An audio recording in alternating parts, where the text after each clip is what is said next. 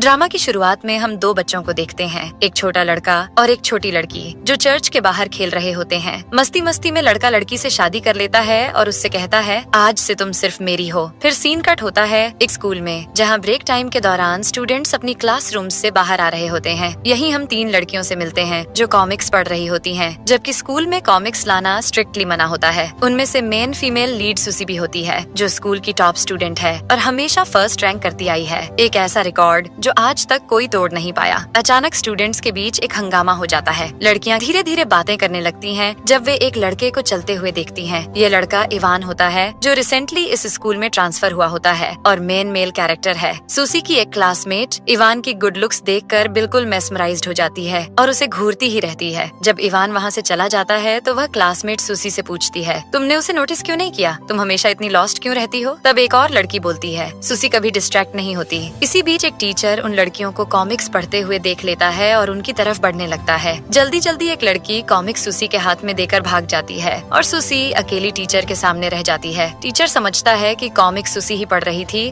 और उसकी तरफ बढ़ता है। उसी वक्त अचानक इवान सुसी की मदद के लिए आगे आता है। वह सुसी को खींचकर साइड में छुपा लेता है और दोनों मिलकर टीचर से बच जाते हैं। फ्रस्ट्रेटेड टीचर आखिरकार सर्च छोड़ देता है और वार्निंग देता है कि अगर नेक्स्ट टाइम किसी को कॉमिक्स पढ़ते हुए पकड़ा तो पेरेंट्स को बुला लेगा। छुपी हुई सुसी इवान को देखते ही रह जाती है। जब टीचर चला जाता है तो इवान कैजुअली कहता है, टीचर चला गया है, अब हमें निकलना चाहिए, और वहाँ से चला जाता है। सुसी उसे जाते हुए देखती रहती है, अपने ख्यालों में खोई हुई। बाद में जब सुसी अपनी क्लासरूम की तरफ वापस जाती है तो टीचर उसे रोक लेता है। उसे लगता है कि अब उसे डांट पड़ने वाली है और वह खुद को मेंटली रेडी कर लेती है। लेकिन उसकी हैरानी का ठिकाना नहीं रहता जब टीचर उसे कॉन्ग्रेचुलेट करता है, क्योंकि उसने एक बार फिर से एक्सेप्शनल स्कोर किया होता है, इस बार पूरे 900 मार्क्स के साथ। टीचर बताता है कि स्कूल कॉन्फ्रेंस के लिए एक लिस्ट तैयार की जा रही है और सुसी से हेल्प मांगी जाती है। सुसी बैठकर लिस्ट के टॉप पर अपना नाम लिखने वाली होती है, लेकिन टीचर उसे रोक लेता है। टीचर कहता है, तुम स्कूल की टॉपर हो, लेकिन अब कोई और भी है, एक स्टूडेंट जिसका नाम इवान है, जो कुछ दिन पहले ही ट्रांसफर होकर आया है। अभी उसने स्कूल में प्रॉपरली सेटल भी नहीं किया